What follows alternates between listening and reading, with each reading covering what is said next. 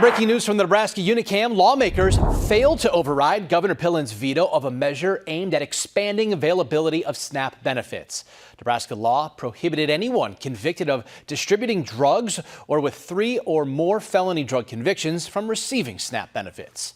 State lawmakers passed a measure to expand eligibility to Nebraskans with drug convictions. The governor, though, vetoed that last week, arguing that it removed requirements for substance abuse treatment. We just learned the Unicam fell short of the 30-vote threshold to override Pillen's veto. This, of course, a developing story. Stay with First Alert 6 on air and online for the very latest.